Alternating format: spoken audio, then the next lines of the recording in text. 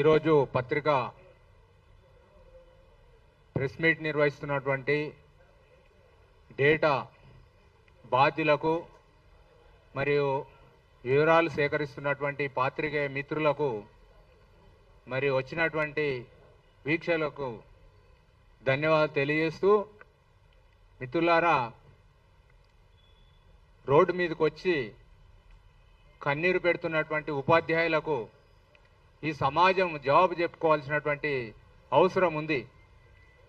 సమాజం అంటే సమాజం ఎన్నుకోబడినటువంటి ప్రభుత్వం జవాబు చెప్పుకోవాల్సినటువంటి అవసరం ఉంది.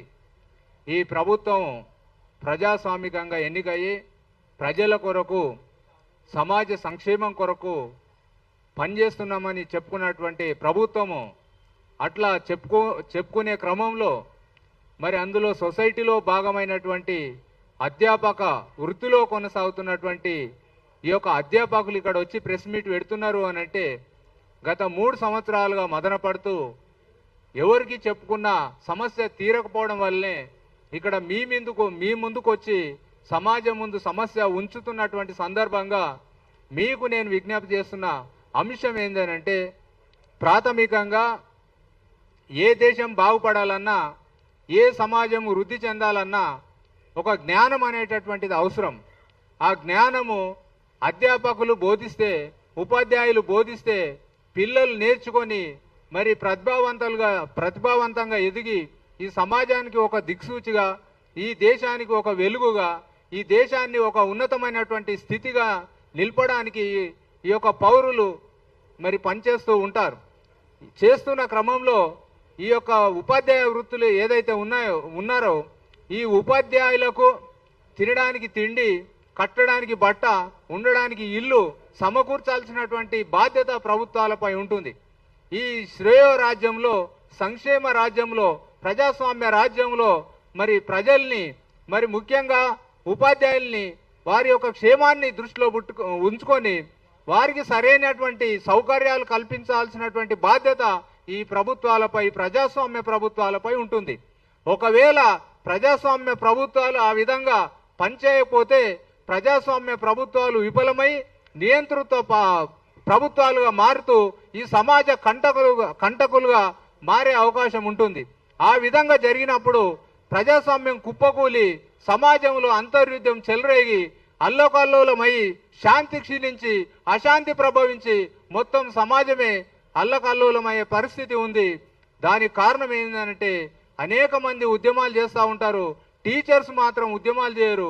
ఒకవేళ టీచర్సే వచ్చి ఉద్యమాలు చేస్తున్నటువంటి సందర్భం వచ్చినప్పుడు ఆ యొక్క సంకేతాలు బయటకు వస్తున్నాయి అనేటటువంటిది మన ముందున్నటువంటి అత్యవసరమైనటువంటి ఒక సూచన మనకు వెలువడుతున్నది.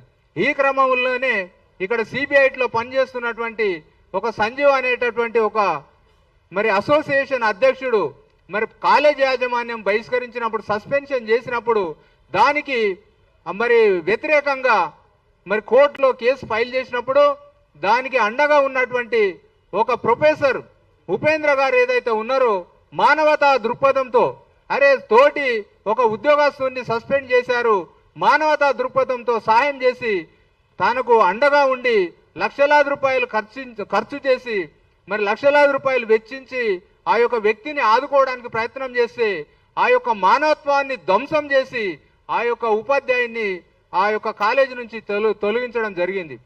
మరి ఆ తదనంతరము మరో కాలేజీలో మరి పనిచేస్తున్న క్రమంలో ఆ యొక్క కాలేజీ యాజమాన్యం వచ్చి మరో కాలేజీలో కూడా కాలేజీ పైన ఒత్తిడి తెచ్చి ఆ కాలేజీ నుంచి కూడా తొలగించడానికి మరి ప్రయత్నం చేసిందంటే మానవత్వం ఎంత ధ్వంసం అవుతుంది, ప్రజాస్వామ్యం ఎంత కూని అవుతుంది, మరి ప్రభుత్వాలు ఎంత నిర్లక్ష్యం వహిస్తున్నటువంటి సందర్భం మనం గమనించవచ్చు.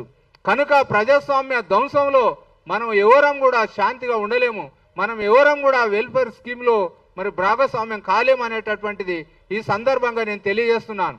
దీనికి కారణం ఏంటంటే గత 10-15 సంవత్సరాలుగా 20 సంవత్సరాలుగా క్రమేణా మరి కాలేజీల్లో మరి విద్యార్థి ఎలక్షన్లు లేవు. మీరు గమనించాల్సిన, ఉపాధ్యాయులు గమనించాల్సింది ఏంటంటే ప్రజాస్వామ్యానికి, ఏదైనా బలమైన ప్రజాస్వామ్యానికి మరి యూనివర్సిటీలో మరి ఎలక్షన్ సిస్టమ్ అనేటటువంటిది ఉంటుంది. ఎలక్షన్ సిస్టమ్ ఉన్నప్పుడు ఎలక్షన్లో పార్టిసిపేట్ అయ్యే విద్యార్థులు ఈ డెమోక్రటిక్ సిస్టంలో ముందుకు రావడానికి మరి ఉపాధ్యాయులకు కూడా తనకు సమస్యలు వచ్చినప్పుడు అండగా ఉండడానికి మరి విద్యార్థులు పనిచేస్తూ ఉంటారు. ఈ యొక్క సిస్టాన్ని కూడా మీరు దృష్టిలో పెట్టుకోవాలి. మరి ఇప్పుడు ఉన్నటువంటి సమస్య ఏంది అంటే ప్రైవేట్ కాలేజీ యాజమాన్యాలు కోర్టులో ఒక కేసు వేసినాయి. ఏమని వేసినాయి?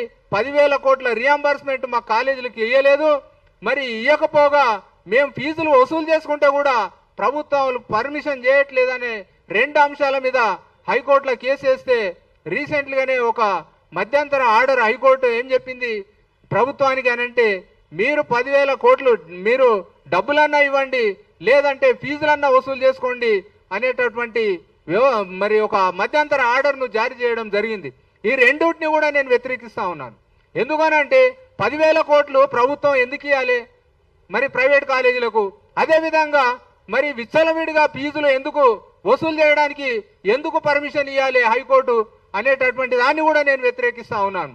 మరి ఒకవేళ ఫీజులు వసూలు చేసుకోండి అంటే మరి విద్యార్థుల ముక్కు వెండి మరి ఒక టీసీలు ఇవ్వకుండా సర్టిఫికెట్లు ఇవ్వకుండా లక్షలాది రూపాయలు వసూలు చేసి మరి తల్లిదండ్రులకు ఒక భారమైనటువంటి వ్యవస్థ రాబోతుంది.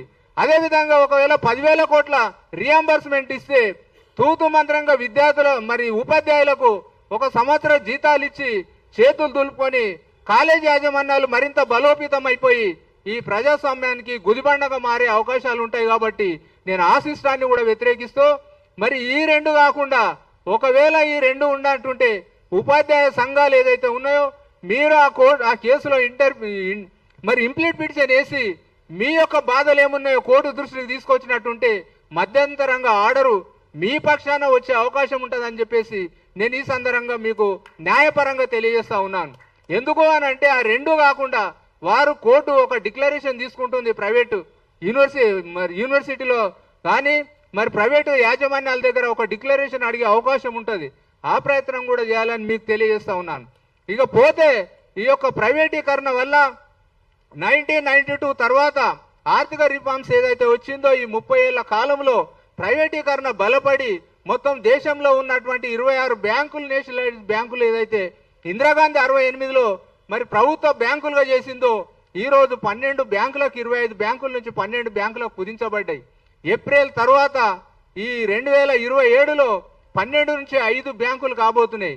అంటే గవర్నమెంట్ యొక్క వ్యవస్థ డే బై డే ప్రైవేటీకరణ అయిపోయి మరి జీతాలు ఇప్పుడు ₹1,00,000 ఉన్న ఎంప్లాయీస్ కు రేపొద్దున 20,000 10,000 ఇచ్చి వాళ్ళు పని చేసుకునే అవకాశం ఉంటుంది కనుక అక్కడికి వెళ్ళి కూడా సమస్య తరుముకొస్తుందని చెప్పేసి ఉపాధ్యాయులైన మీరు మేధావులు గ్రహించాల్సినటువంటి అవసరం ఉంది. సమాజానికి ఒక దిశానిర్దేశం చేయవలసినటువంటి బాధ్యత మరి యూనివర్సిటీ అధ్యాపకుల పైన కూడా ఉంటుంది అని చెప్పేసి నేను మీకు ఈ సందర్భంగా సూచన చేస్తా ఉన్నాను.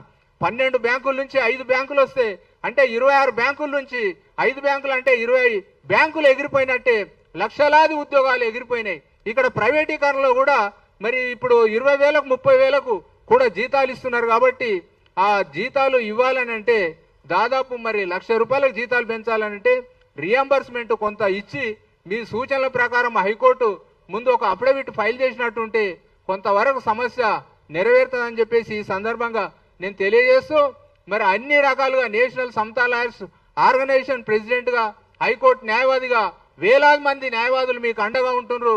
వేలాది మంది న్యాయవాదులు మీకు న్యాయపరంగా మీకు సాయం చేయడానికి ఉద్యమం చేయడానికి మీకు న్యాయపరంగా మీకు అన్ని రకాలుగా సహాయ సహకారాలు చేస్తామని చెప్పేసి ఈ సందర్భంగా విజ్ఞప్తి చేస్తూ ముఖ్యంగా పాత్రికేయ మిత్రులకు నేను విజ్ఞప్తి చేస్తున్నది విస్తృతంగా ఈ అంశం మీద ప్రచారం చేసి సమాజం పట్ల మీ యొక్క ఔదార్యాన్ని కూడా సాటి బాధ్యతను కూడా నెరవేర్చుకోవాల్సినటువంటి అవసరం ఉందని ఉపాధ్యాయ మిత్రులకు అధ్యాపక విలేకరులకు కూడా తెలియజేసి మరి అవకాశం ఇచ్చినటువంటి మీకు ధన్యవాదాలు తెలియజేస్తూ ముగిస్తున్నా. Thank you very much.